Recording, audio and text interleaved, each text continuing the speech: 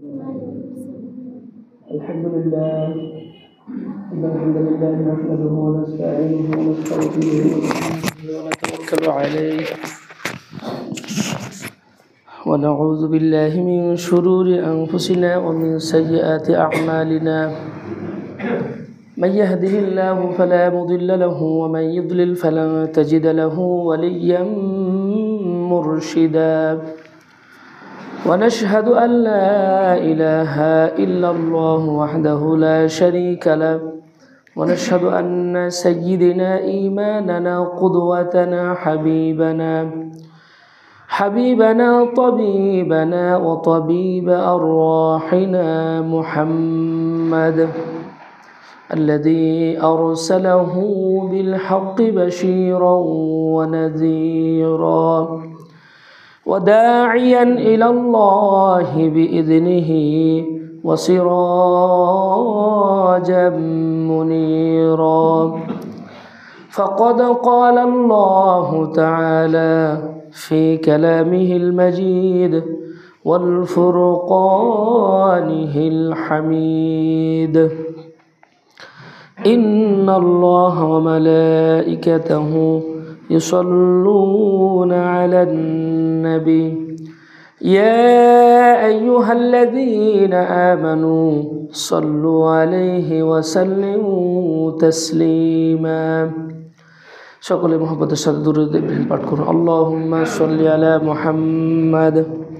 ওয়া আলা আলি মুহাম্মাদ কামা সাল্লাইতা আলা ইব্রাহিম وعلى آل إبراهيم إنك حميد مجيد اللهم بارك على محمد وعلى آل محمد كما باركت على إبراهيم وعلى آل إبراهيم إنك حميد مجيد بسم الله الرحمن الرحيم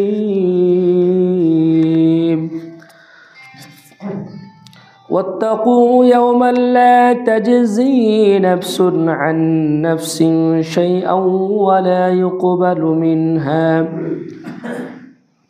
يقبل منها شفاعة ولا يؤخذ منها عدل ولا هم ينصرون صدق الله العظيم الحمد لله প্রশংসা আদায় করি সেই মহান রব্বুল আলামিনের জন্য যে মহান রব্বুল ইজ্জাত ওয়াল জালাল আল্লাহ সুবহানাহু ওয়া তাআলার অশেষ মেহেরবানিতে যে আল্লাহ তাআলা আমাদেরকে মসজিদে উপস্থিত হওয়ার তৌফিক দান করলেন সেজন্য সেই মহান রব্বুল আলামিনের প্রতি শুকরিয়া আদায় করি সকলে বলি আলহামদুলিল্লাহ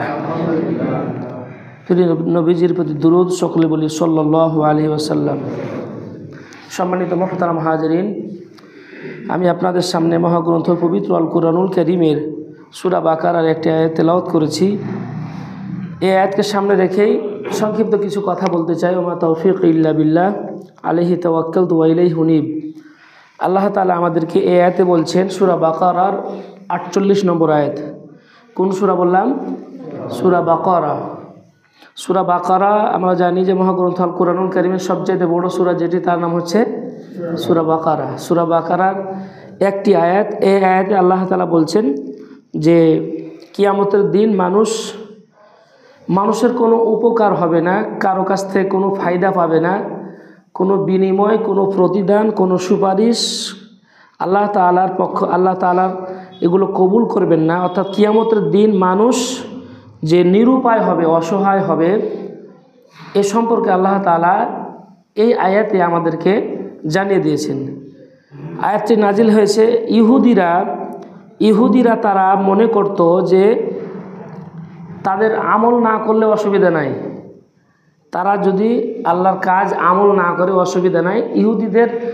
ইহুদিদের মধ্যে কিন্তু সবচেয়ে বেশি নবী দুনিয়ায় এসেছেন, তো তারা এটা ধারণা করত যে আমরা আমল না করলে কি অসুবিধা নাই, আমাদের পূর্বপুরুষ তারা যত নবী রাসূল এসেছিলেন তারা আমাদেরকে শাফাআত করে আল্লাহ জাহান্নাম থেকে কি করবে, বাঁচিয়ে নেবে। আল্লাহ তাআলা তাদের ওই ধারণার প্রতিবাদ করছেন যে তোমরা যেটা মনে করছো যে তোমরা আমল না করলে আল্লাহর আযাব থেকে তোমরা বেঁচে যাবা, এই ধারণা কিন্তু তোমাদের সঠিক নয়। আল্লাহ তাআলা সেই আয়াত নাজিল করে জানিয়ে দিয়েছেন, বিসমিল্লাহির রহমানির রহিম, ওয়াত্তাকু ইয়াওমান লা তাজজি নাফসুন আন নাফস। আল্লাহ তাআলা বলেন, ওয়াত্তাকু ইয়াওমান লা তাজজি, তোমরা সেই দিনকে ভয় করো। এখানে দিন বলতে কিয়ামতের দিনকে বোঝানো হয়েছে। আল্লাহ তাআলা কুরআনুল কারীমের বিভিন্ন জায়গায় বলেছেন তোমরা আল্লাহকে ভয় করো, কিন্তু এখানে আল্লাহ তাআলা বলছেন ওয়াত্তাকু ইয়াওমান লা তাজজি নাফসুন, তোমরা কিয়ামতের দিনকে ভয় করো। কোন দিনকে ভয় করতে হবে? কিয়ামতের দিনকে। আল্লাহ তাআলা সূরা ফাতিহায় যেমন আমরা বলি মালিকি ইয়াউমিদ্দিন, কোন দিনের মালিক? বিচার দিনের মালিক। সবাই বলুন কোন দিনের মালিক? বিচার দিনের মালিক। আল্লাহ তাআলা হচ্ছেন বিচার দিনের, বিচার দিবসের মালিক। আল্লাহ তাআলা এখানে বলছেন ওয়াত্তাকু ইয়াওমান লা তাজজি নাফসুন, তোমরা কিয়ামতের দিনকে ভয় করো, সেই দিনকে ভয় করো। লা তাজজি নাফসুন আন নাফস, যেদিন এক ব্যক্তি অন্য কোনো ব্যক্তি হতে কোনো উপকৃত হবে না। একজন ব্যক্তি আরেকজন ব্যক্তি হতে কোনো উপকৃত হবে না, উপকৃত হতে পারবে না। ওয়ালা ইউকবালু মিনহা শাফাআ, এবং একজন ব্যক্তি কোনো ব্যক্তি হতে কোনো সুপারিশও গ্রহণ করা হবে না। ওয়ালা ইউকবালু মিনহা শাফাআ ওয়ালা ইউখাযু মিনহা, এবং কোনো ব্যক্তি হতে কোনো বিনিময়ও গ্রহণ করা হবে না, কোনো মুক্তিপণ, কোনো বিনিময় গ্রহণ করা হবে না। ওয়ালা আদলু ওয়ালা হুম ইনসরুন, এবং তাদেরকে কোনো প্রকার সাহায্য করা হবে না। বলুন সুবহানাল্লাহ। এই আয়াতে আল্লাহ তাআলা চারটি কথা বলেছেন। কয়টি কথা? চারটি কথা। যে কিয়ামতের দিন, এই কথাগুলো সংক্ষেপে আমরা মনে রাখার চেষ্টা করি। আল্লাহ তাআলা প্রথমে বলছেন যে কিয়ামতের দিন একজন মানুষ আরেকজন মানুষ হতে কোনো উপকৃত হওয়ার কোনো সম্ভাবনা নেই। তাহলে এটা আমরা মুখস্থ করার চেষ্টা করি যে কিয়ামতের দিন যদি আমল না থাকে, ঈমান না থাকে, তাহলে যে কারো কাছ থেকে কোনো উপকার পেয়ে পার পেয়ে যাব, এই চিন্তা যেন মাথায় না আসে। তাহলে এক নম্বর কি? যে কোনো উপকার কারো কাছ থেকে পাওয়া যাবে না। দুই নম্বর হচ্ছে কোনো সুপারিশও গ্রহণ করা হবে না। আল্লাহ তাআলা কারো সুপারিশ গ্রহণ করতে বাধ্য নয়। আল্লাহ তাআলা কারো সুপারিশ গ্রহণ করতে বাধ্য নন। তিন নাম্বার হচ্ছে কোনো বিনিময় গ্রহণ করা হবে না। কোনো বিনিময় গ্রহণ করা হবে না। যে কোনো কিছু দিয়ে, কোনো অর্থ সম্পদ দিয়ে, কোনো টাকা পয়সা দিয়ে সে আযাব থেকে পরিত্রাণ পেয়ে যাব, এরকম কোনো সুযোগও নাই। তাহলে এক নাম্বার কি? যে কারো কাছ থেকে কোনো উপকার পাওয়া যাবে না। দুই নাম্বার হচ্ছে কোনো সুপারিশও গ্রহণ করা হবে না। তিন নাম্বার হচ্ছে যে কোনো বিনিময় গ্রহণ করা হবে না। আর চার নাম্বার কোনো সাহায্যও পাওয়া যাবে না। কথা ক্লিয়ার না ভেজাল আছে? এর থেকে আমরা কি জানলাম? চারটি কথা আল্লাহ তাআলা বলছেন। কে বলছেন? আল্লাহ তাআলা বলছেন যে কোনো উপকৃত কারো কাছ থেকে কারো উপকারও পাওয়া যাবে না। আমরা হাদিস শরীফ থেকে জানতে পারি যে আল্লাহ তাআলা কিয়ামতের দিন প্রত্যেকটি মানুষের জন্য মিজান, দাঁড়িপাল্লা স্থির করবেন। দাঁড়িপাল্লা তার পাপ, পুণ্য, নেকি এবং গুনাহ, এটাকে ওজন করা হবে।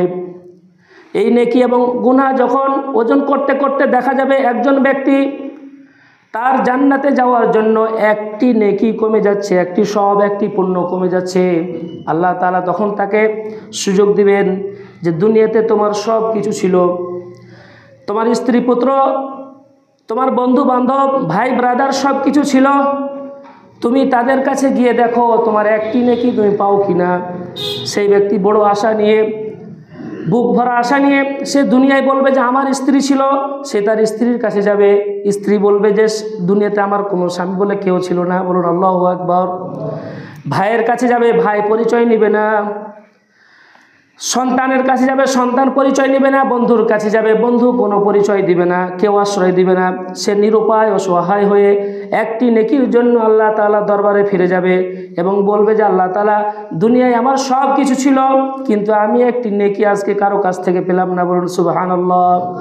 আল্লাহ তাআলা সেই আয়াত, সেই কথায় কালামে পাকে ইরশাদ করেছেন, সেদিন মানুষের এমন অবস্থা হবে, ইয়াউমা ইয়াফিরুল মারউ মিন আখিহি ওয়া উম্মিহি ওয়া আবিহি وصاحبته وبنيه। আল্লাহ তাআলা বলেন সেদিন মানুষ পলায়ন করবে তার স্ত্রী থেকে, তার ভাই থেকে, তার পিতা থেকে। দুনিয়াতে যার যতই পরিচিত ছিল না কেন সবাই তাকে দেখে পলায়ন করবে। লিকুল্লি ইমরিইম মিনহুম ইয়াওমাইযিন শাআনুন ইউগনি। তারা পলায়ন করবে এই জন্য যে প্রত্যেকেই নিজেকে নিয়ে ব্যস্ত থাকবে, কারো দিকে দেখা এবং কাউকে নিয়ে চিন্তা ভাবনা করার ফুরসত মাথায় আসবে না।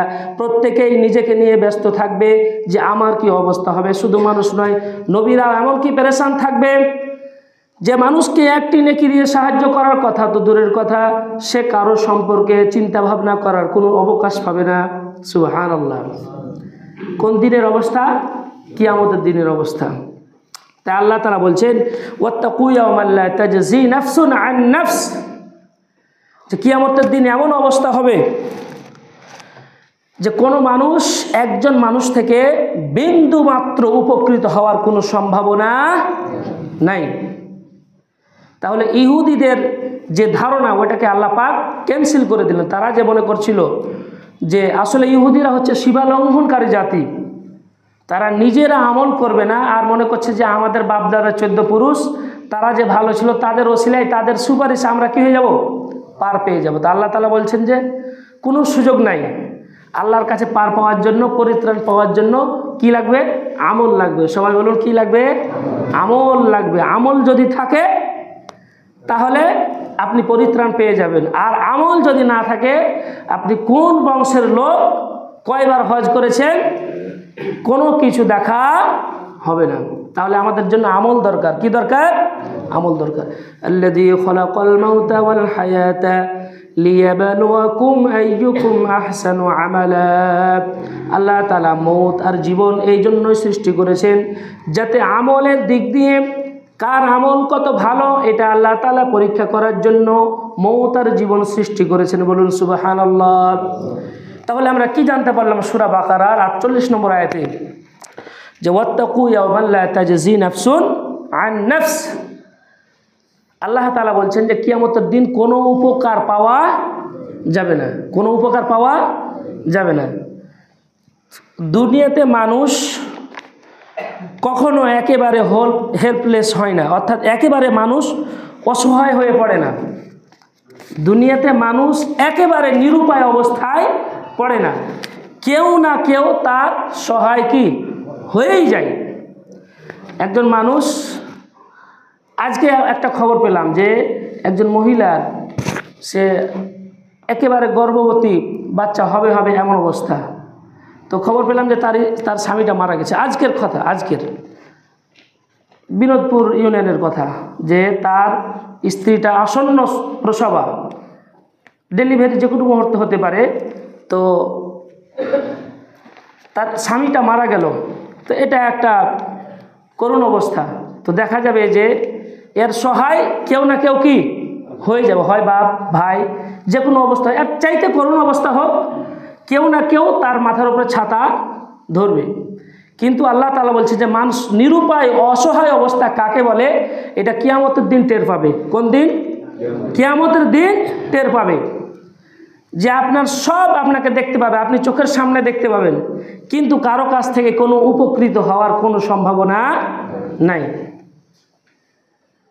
আল্লাহ তাআলা কুরআনুল কারীমে স্পষ্ট বলে দিয়েছেন।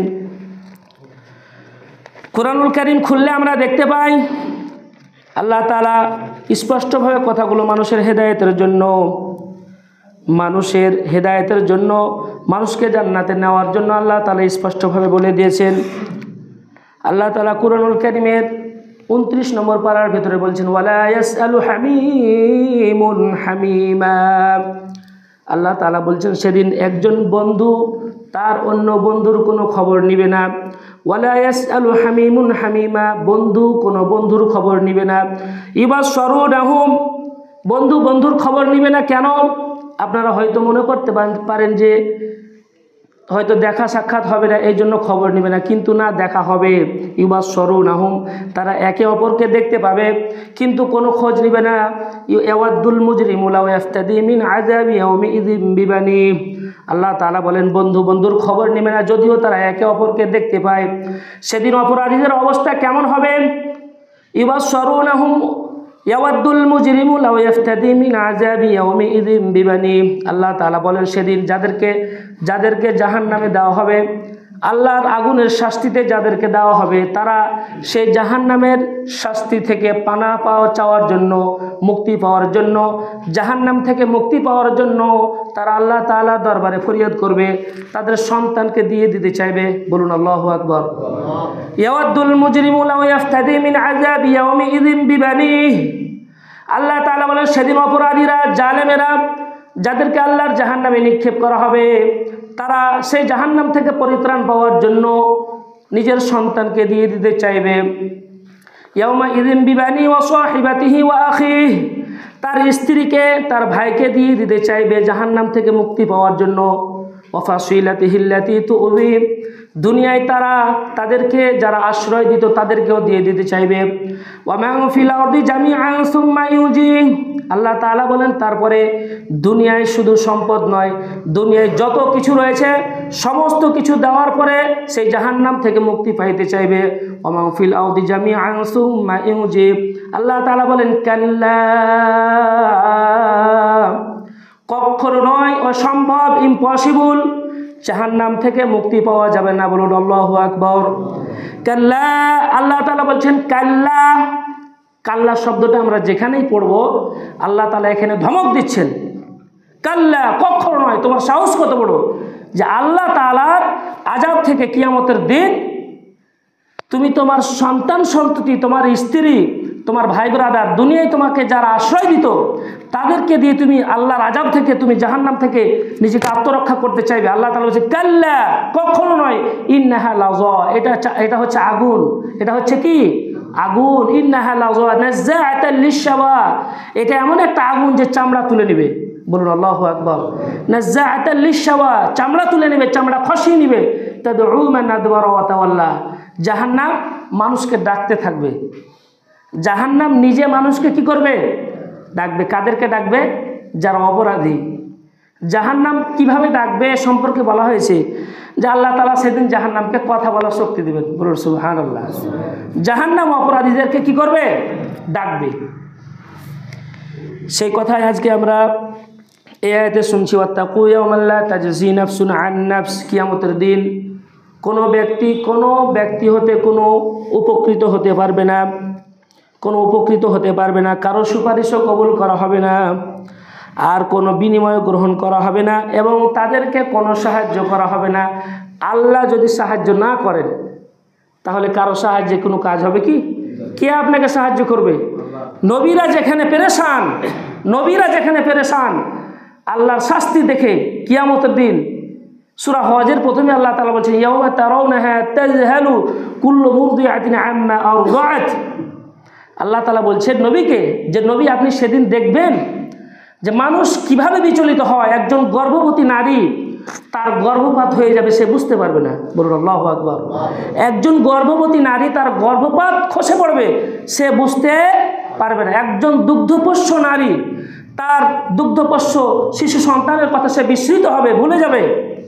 ওয়াতারান নাসা সুকারা ওয়া মা হুম বিসুকারা। মানুষদেরকে আপনি দেখবেন যে পাগল, মাতাল, অথচ তারা মাতাল নয়। কি জন্য এমন করবে? ওয়ালাকিন্না আযাবাল্লাহি শাদীদ। আল্লাহর আযাবে মানুষগুলো এরকম করবে। বলুন আল্লাহু আকবার। তাহলে কিয়ামতের দিন বাঁচার জন্য কি লাগবে? আমল লাগবে। সবাই বলুন কি লাগবে? আমল লাগবে। সম্মানিত মুসল্লিন কিরাম, এতে আল্লাহ তাআলা স্পষ্ট বলে দিচ্ছে যে কোনো বন্ধুর কাছ থেকে উপকৃত হবে না, কারো কাছ থেকে কোনো সুপারিশও গৃহীত হবে না। সুপারিশ কে করবে? দুনিয়াতে যদি আপনি মার্ডারও করেন, তা আপনি জেলে গেলে আপনার জন্য আপনার দলের লিডার আপনার জন্য কি হ্যালো করতে পারে? আমরা তো বাংলাদেশের মানুষ, আমাদের তো এরকম ঘটনাটা আমরা অহরহ দেখতে পাই। ওসিডিসি বড় বড় অফিসারদের কাছে ফোন যায় যে বিএস সাহেব আপনি কাকে অ্যারেস্ট করেছেন? তো স্যার আমি তো অমুককে, ডব্লু মিয়াকে আমি অ্যারেস্ট করেছি। তো বলছে আপনি জানেন না ও আমার দলের লোক? তো স্যার আমি তো অস্ত্রশুদ্ধা আমি গ্রেপ্তার করেছি, তাকে অ্যারেস্ট করেছি। আরে চাকরি যদি বাঁচাতে চাও অস্ত্রশুদ্ধা ছেড়ে দাও। নাউজুবিল্লাহ। তো দুনিয়াতে আপনার হাই হ্যালোতে কাজ হতে পারে, কিন্তু কিয়ামতের দিন আপনি কি ফোন করতে পারবেন যে কে জিবরাইল নাকি? আপনি তো যাকে গ্রেপ্তার করেছেন ও তো আমার মুরিদ, কোনো কাজ হবে? আল্লাহ তাআলা সব বলে দিয়েছেন যে কোনো ব্যক্তির কোনো সুপারিশ গ্রহণ করা হবে না। মান যাল্লাযী ইয়াশফাউ ইনদাহু ইল্লা বিইজনিহি। আল্লাহ তাআলা বলছেন কে এমন আছে যে কিয়ামতের দিন আল্লাহর সুপারিশ ব্যতীত আল্লাহর সামনে কথা বলতে পারে? সুতরাং কোনো বিনিময় গ্রহণ করা হবে না, কোনো অর্থ সম্পদ দিয়ে আল্লাহর আযাব থেকে পরিত্রাণ পাওয়া যাবে না। সুতরাং আল্লাহ তাআলা আমাদেরকে এখন সময় দিয়েছেন, এই সময়টাকে কাজে লাগিয়ে আমল করতে হবে। কি করতে হবে সবাই বলুন তো?